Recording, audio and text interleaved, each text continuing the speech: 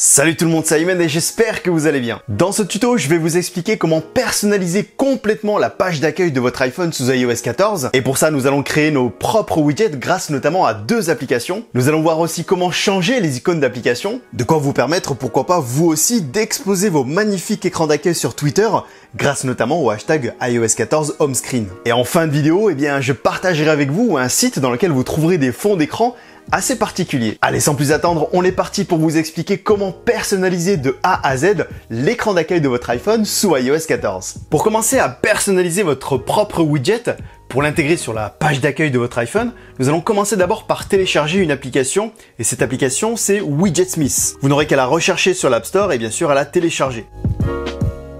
Une fois l'appli téléchargée, vous l'ouvrez.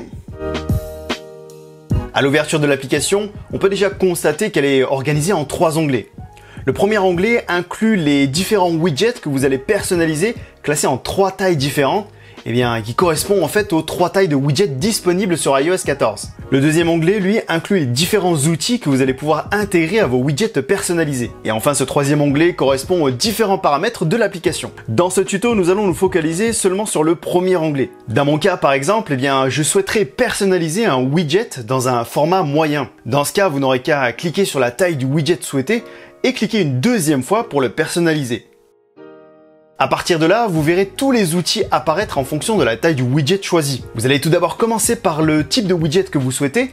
Par exemple, si vous souhaitez un widget pour afficher l'heure, la date ou encore la météo, c'est dans cette première partie que ça se passe. Pour ça, vous n'aurez qu'à glisser votre doigt vers le haut pour faire défiler tous les outils. Pour ce tuto, je vais choisir d'afficher la date avec le jour affiché en gros. Mais ne vous inquiétez pas, vous pourrez créer autant de widgets que vous le souhaitez. Après l'avoir sélectionné, vous pourrez choisir les polices de caractères en cliquant sur Font. On pourrait même changer la couleur du fond et celui des bordures du widget en cliquant sur Background Color. Il ne vous reste plus qu'à sauvegarder votre widget en appuyant sur la petite flèche tout en haut à gauche et ensuite sur Save. Une fois le widget totalement personnalisé à vos goûts, vous n'aurez qu'à l'ajouter sur votre page d'accueil en maintenant votre doigt sur une partie vide de votre écran d'accueil et en cliquant sur le petit plus tout en haut à gauche. Quand vous serez sur la page des widgets, vous descendez tout en bas jusqu'à voir apparaître Widgetsmith. Vous cliquez dessus et vous sélectionnez la taille du widget que vous avez personnalisé juste avant en maintenant votre doigt dessus pour le déplacer où vous le souhaitez sur la page d'accueil. Et si vous avez créé plusieurs widgets dans une même taille, vous pourrez le modifier simplement en maintenant votre doigt dessus et en cliquant sur Modifier le widget. Et ensuite, vous n'aurez plus qu'à sélectionner le widget souhaité. Alors là, je vous ai donné l'exemple pour afficher une date, mais vous pourrez aussi bien ajouter autant de widgets que vous le souhaitez pour y mettre par exemple des photos et faire comme par exemple Pedrito, que je remercie au passage, qui a totalement organisé son iPhone et rangé ses applications par code de couleur en y ajoutant des photos dans le thème de Travis Scott. Très joli taf qui a sûrement dû demander pas mal de temps. Il existe une deuxième application toujours dans le but de créer votre propre widget et son nom c'est Color Widget. Cette appli sera un peu plus limitée que Widgetsmith mais sera aussi beaucoup plus simple à paramétrer. Tout d'abord, à l'ouverture de l'application, sélectionnez un widget. Dans cette première partie de la page, vous aurez un aperçu du widget dans toutes ses tailles. Et l'avantage par rapport à Widgetsmith, c'est que vous pourrez aussi afficher le pourcentage de votre batterie. Pour votre widget, vous pourrez choisir son style de fond si vous souhaitez le mettre par exemple en mode clair, en mode sombre ou en mode coloré. Juste en dessous, vous pourrez choisir la couleur du thème. En dessous, vous pourrez choisir la police de caractère pour le jour affiché. Et enfin, tout en bas, si vous le souhaitez, vous pourrez même choisir une photo en fond. Validez votre choix en appuyant sur Set Widget. Il ne vous reste plus qu'à l'afficher sur votre écran d'accueil.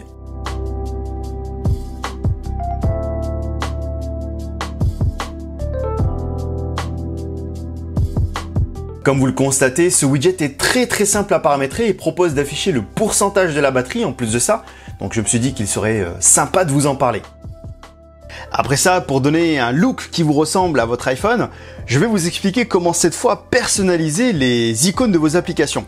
Et cette fois, nous allons nous aider de l'application Raccourci que vous n'aurez pas besoin de le télécharger car il sera déjà présent sur votre iPhone. Pour vous décrire exactement comment ça fonctionne, vous n'allez pas vraiment changer l'icône de votre application. Ce que vous allez réellement faire, eh bien, c'est de créer un raccourci que vous allez personnaliser qui lui-même va lancer l'application que vous aurez choisie. Je vais vous expliquer et ça sera sûrement plus clair pour vous. Dans mon exemple, je vais changer l'icône de l'application Twitter en quelque sorte. Pour ça, je lance l'application raccourci et je clique sur le petit plus tout en haut à droite pour créer un nouveau raccourci.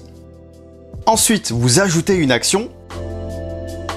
Et dans la barre de recherche tout en haut, vous recherchez l'action « Ouvrir l'app ».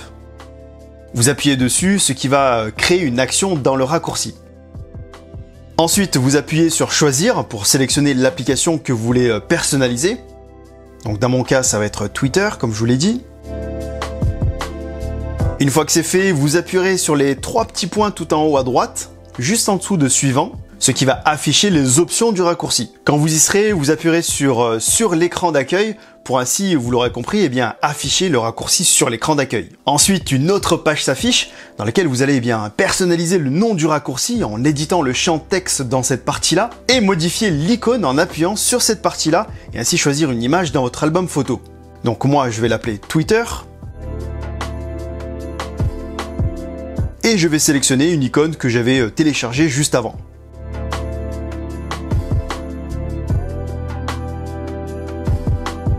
Et ensuite vous ajoutez. Voilà, votre raccourci vient d'être rajouté sur la page d'accueil et comme vous pouvez le voir, eh bien, j'ai modifié l'icône de mon application Twitter, entre parenthèses, et je peux maintenant enlever la vraie application de ma page d'accueil. Faites juste attention à ne surtout pas la supprimer complètement, sinon le raccourci ne se lancera pas. On aurait juste qu'à le déplacer vers votre bibliothèque d'app.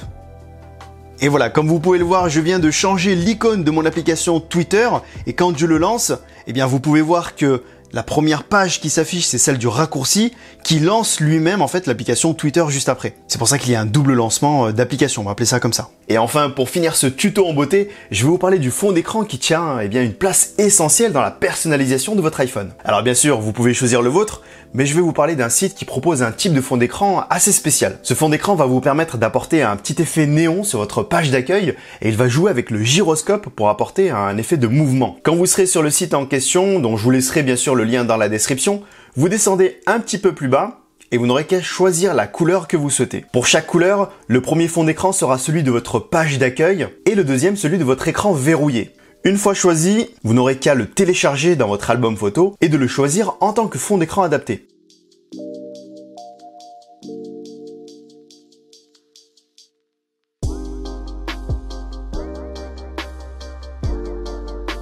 Et voilà, vous n'aurez qu'à bouger votre iPhone pour que la magie opère. Eh bien bravo, vous savez maintenant tout de la personnalisation de votre page d'accueil. Il ne vous reste plus qu'à laisser libre cours à votre imagination, comme l'a fait Sonsoalia qui a totalement modifié son iPhone pour le mettre dans le thème de Dragon Ball Z. Plutôt cool. Et voilà les amis, c'est déjà la fin de cette vidéo et j'espère qu'elle vous aura plu. Si c'est le cas, comme d'habitude, n'hésitez pas à liker, à vous abonner si ce n'est pas encore fait et bien sûr à cliquer sur la petite cloche de notification pour ne rater aucune de mes prochaines vidéos. N'hésitez pas non plus à la partager si vous pensez que ça peut aider votre entourage à faire de même. En tout cas, moi je vous dis à très bientôt et prenez tout soin de vous. Peace!